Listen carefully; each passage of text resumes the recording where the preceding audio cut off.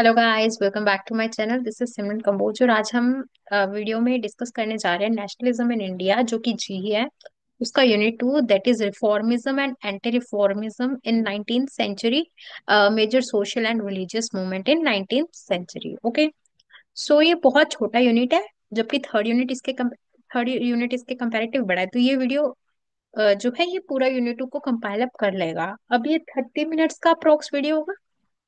Even though I think I am 30 जो बोल रही हूँ वो भी ज्यादा है। बहुत इजी यूनिट है, इसमें कुछ करना नहीं है। बट हाँ, थोड़े से नेम्स वगैरह हैं, जैसे जो सोसाइटीज थी रिफॉर्मिस्ट और एंटी रिफॉर्मिस्ट। अगर कोई सोसाइटी है तो उसका लीडर कौन था और उसका मेन गोल क्या था, बस इतना आपको याद रखना होगा। ठीक है, बेसिकली ये सारे आपने प्रार्थना समाज, सत्यशोधक समाज, मुस्लिम ऑर्थोडॉक्स, ये सारे आपने सुने होंगे छोट मतलब फ्रॉम वेरी बिगिनिंग।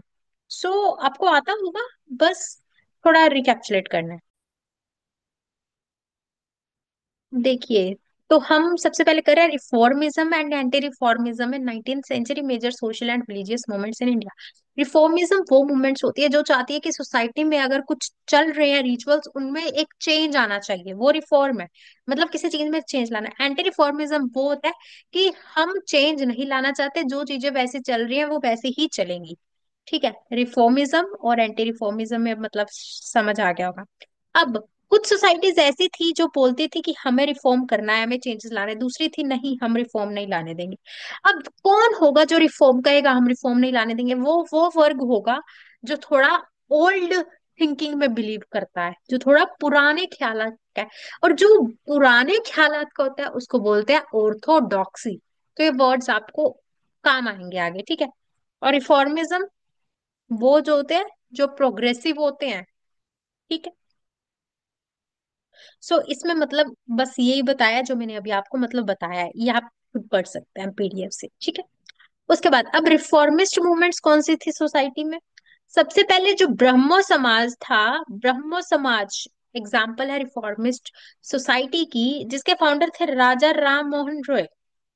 ठीक है जी, इसका मेन गोल ये था कि ये बोलते थे परमात्मा एक ही है, वुमेन को एजुकेट करना चाहिए, सोशल इक्वालिटी होनी चाहिए, सोशल इक्वालिटी होनी चाहिए सोसाइटी में, और विडो रिमैरिज को अलाउ करो।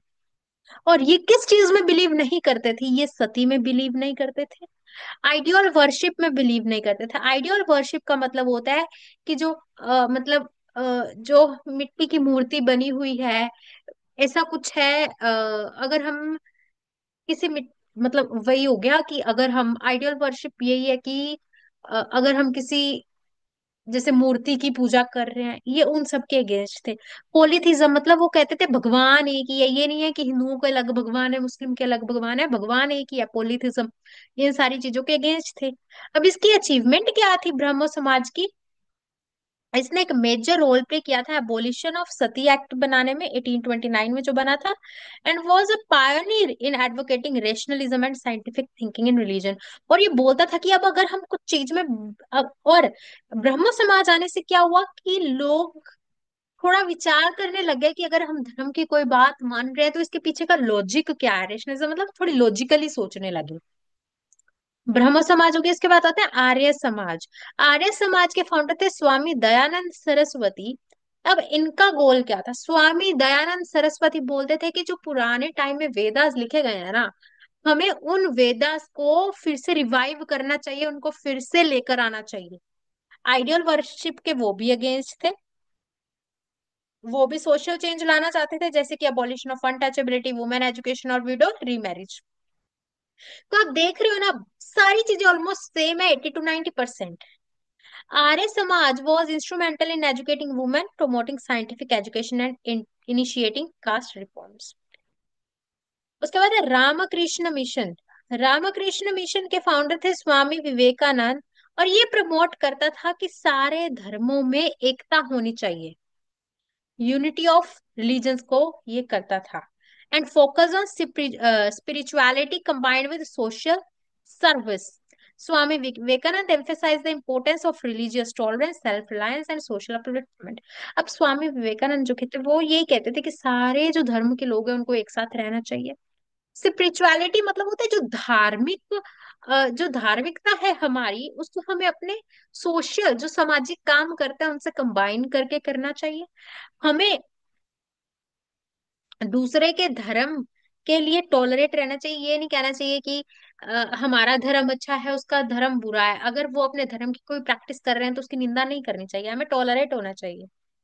और समाज में सभी का अपलिफ्टमेंट होना चाहिए। ये बोलते थे ह्यूमैनिटेरियन सर्विसेज होती रहनी चाहिए, इंडियन कल्चर जो है ग्लोबल स्प्रेड होना चाहिए, यूथ को एम्पावर करना चाहिए, ये सब। उसके बाद आता है प्रार्थना समाज। प्रार्थना समाज के फाउंडर थे डॉक्टर आत्माराम पांडुरंग एंड महर्षि कार्वे। अभी ये क्या बोलते थे? ये बोलते थे rational religion reform within Hinduism, women rights such as widow remarriage and education for girls. Same thing है, बस इन्होंने ये बोला कि हिंदुइज्म में कुछ रिफॉर्म्स लाने की जरूरत है और वुमेन को एजुकेट करना चाहिए। और इसने मेन अहम भूमिका निभाई है महाराष्ट्र में। अब इसको आप याद कैसे रखोगे? तारक मेहता सभी देखते हो, तारक मेहता में आत्माराम तुकाराम भिड़े रहता है, आत्माराम इज फ्रॉम महाराष्ट्र, तो इसने महाराष्ट्र में मेजर मेजर इन्फ्लुएंस किया है। ठीक है। और वो हर वक्त ईश्वर से प्रार्थना करता रहता है ना कि सोनू जो है वो पढ़ लिख जाए, ऐसा काइंड ऑफ, तो इससे आप याद रख सकते हैं।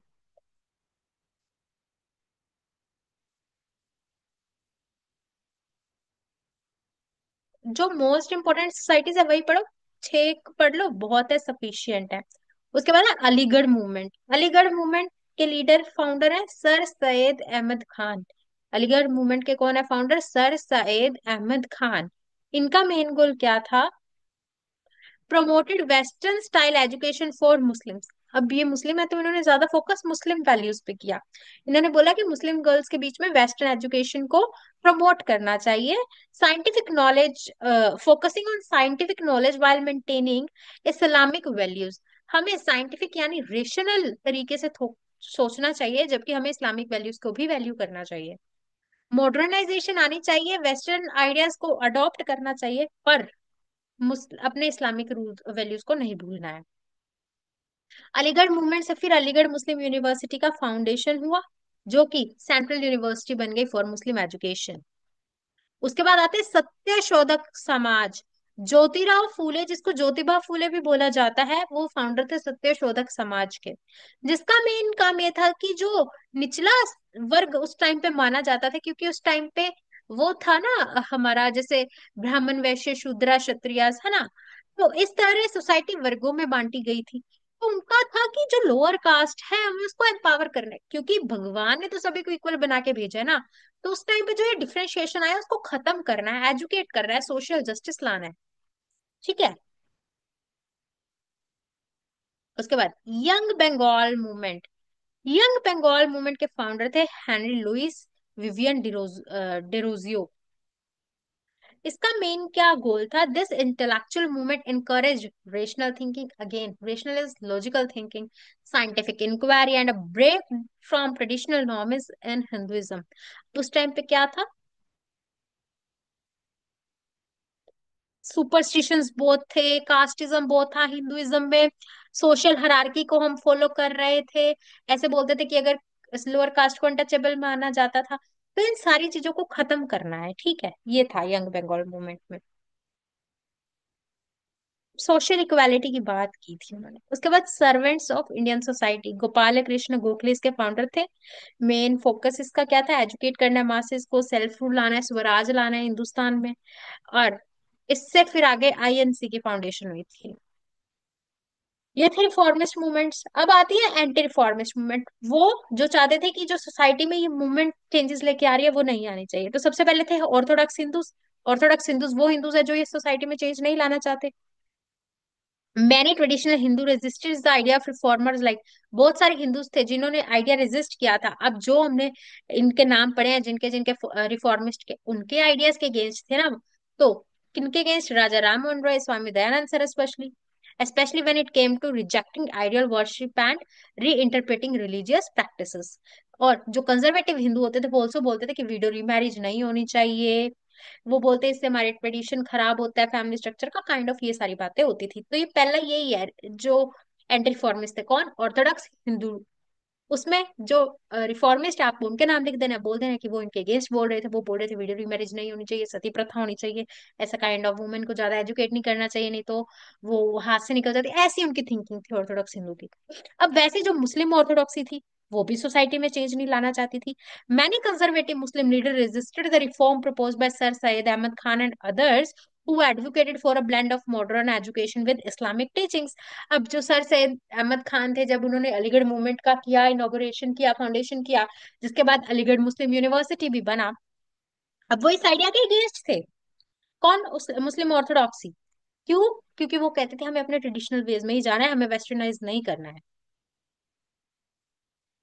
उसके बाद आता है दियोबंद मूवमेंट, जिसके फाउंडर थे Mohammad Hasan and others. The Deoband movement aimed to preserve the traditional teaching of Islam and promote orthodox religious practice. They were against Western style और female education इन सब की, ठीक है। उसके बाद सपोर्टर ऑफ कास्ट सिस्टम, अब वो लोग थे इसमें जो चाहते थे कि जो ब्रह्म समाज है, आर्य समाज है, ये सारे जो है गलत काम कर रहे हैं।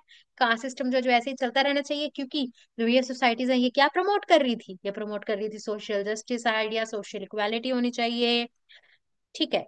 तो इसलिए उसके बाद अब और इसमें कौन सा वर्ग था? वो था वर्ग जो वुमेन एजुकेशन के खिलाफ था, क्योंकि वो बोलते थे इससे जो ट्रेडिशनल जेंडर रोल्स हैं वो क्या हो जाएंगे? वो डिस्टरप्ट हो जाएंगे। सो इससे ये कंक्लूजन हमारा निकलता है कि the reformist movement in 19th century were integral to modernization of Indian society. अब जो रिफॉर्मिस्ट मूवमेंट था 19th सेंचुरी में, वो किस लिए था? मॉडर्नाइज करने के लिए था इंडिया में। इसके बहुत सारे रिफॉर्मर्स है, सच एज राजा राममोहन रॉय, स्वामी विवेकानंद, ज्योतिराव फूले, सर सैयद अहमद खान, जो चाहते थे एजुकेशन आए, सोशल जस्टिस आए, इक्वालिटी ऑफ सोसाइटी में रिलीजियस रिफॉर्म आए, और हमारा जो कंट्री है वो यूनिफाइड बने, प्रोग्रेसिव बने और सेल्फ रिलायंट बने। लेकिन जो एंटी रिफॉर्मिस्ट थे, such as orthodox Hindus, conservative Muslims, वो चाहते थे कि जो स्टेटस है वही मेंटेन रहे। अगर ये चेंजेस आएंगे तो इरोजन हो जाएगा कल्चरल और रिलीजियस वैल्यूज का, ठीक है। उसके बाद ये तो होगी वेरियस रिफॉर्मिस्ट और एंटी रिफॉर्मिस्ट मूवमेंट्स की बातें। अब इन्होंने नेशनलिज्म इन इंडिया यानी इंडियन फ्रीडम स्ट्रगल में क्या रोल प्ले किया, अब हमें उसकी बात करनी है ना, क्योंकि एट द एंड टॉपिक तो हमारा वही है ना, nationalism in India. So how these movements played a key role in nationalism in India ना।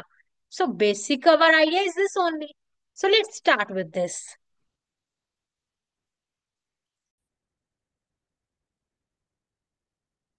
That is how social movements contributed to nationalism in India. Let's start. The social reform movement in India during 19th century played an important role in shaping the Indian national movement. These reforms not only aimed to improve society by addressing social injustice but also helped awaken a sense of national identity and unity among Indians. For example, अब इन्होंने क्या किया? Promoted social unity and equality. अब देखो, caste discrimination तो हो रहा है, आर्य समाज, सत्यशोधक समाज, ब्रह्मो समाज, ये इन सभी चीजों को टैकल करना चाहते थे। कास्ट सिस्टम के अगेंस्ट था, अनटचेबिलिटी के अगेंस्ट था। अब जिनके खिलाफ ही हो रहा था, इससे क्या हुआ? वो लोग इकट्ठा हो गए, इससे क्या हुआ? वो इक्वेलिटी आई, ठीक है। तो पहला पॉइंट तो ये हो गया, समझ आ गया होगा। सॉरी। सो पहला पॉइंट तो ये समझ आ गया होगा, राइट। उसके बाद promoting equality for women, reformer like Raja Rammohan Roy, Swami Vivekananda, Jyotirao Phule promoted women's right including education and women widow remarriage. This helped improve the status of women and encourage their participation in national movement. अब इससे क्या हुआ? सोशल यूनिटी और equality हुई। सबसे पहले वो इकट्ठे आए इसकी वजह से। उसके बाद उन्होंने वुमेन्स की अपलिफ्टमेंट की बात की, जिनकी वजह से उन्होंने एक्टिव पार्टिसिपेट किया। उसके बाद spread of national consciousness, awakening of national identity. National consciousness मतलब अपने देश के लिए नेशनलिज्म की फीलिंग आना, कि मुझे अपने देश के लिए कुछ करना है, वो वाली फीलिंग आना। अवेकन होना, अपने मतलब अंतरात्मा जागना कि मुझे अपने देश के लिए कुछ करना है। Reform movement helped people realize that they were part of a larger Indian community. Leaders like Raja Rammohan Roy and Swami Vivekananda emphasized the importance of Indian culture, heritage and unity, which inspired a sense of pride in Indian unity. अब जब ये societies का formation हो रहा था तो जो ये लीडर्स थे, इन्होंने काम किया यूनिटी लाने वाला। अब जब यूनिटी लाई तो कैसे लाए? उन्होंने उनकी अंतरात्मा को जगाया कि आप इस भारत के बच्चे हो, you are part of this great Indian community. India का कल्चर कितना रिच है, जिसकी वजह से उनके अंदर से आया कि हाँ यार, हमें अपने कल्चर को प्रिजर्व करके रखना है, हमें सेल्फ रूल लाना है। तो इस ये आएगा। उसके बाद इंट्रोडक्शन ऑफ मॉडर्न आइडियाज। अब देश में हमारे वेस्टर्न एजुकेशन आ चुकी थी, डेमोक्रेटिक आइडियाज आ चुके थे, जिससे जो मिडिल क्लास था वो एमर्ज हुआ, और इससे क्या हुआ, डेवलपमेंट हुआ, और फ्रीडम स्ट्रगल में पार्ट लिया उन्होंने। उसके बाद आते हैं challenging colonial rule, self respect and autonomy. Bye fighting against social injustice, the reform movement promoted the idea of self-respect and self-governance, which were important aspect of national struggle. Reforms such as abolition of sati and the demand for better right for women gave Indians a sense of empowerment to fight for their political freedom from British rule.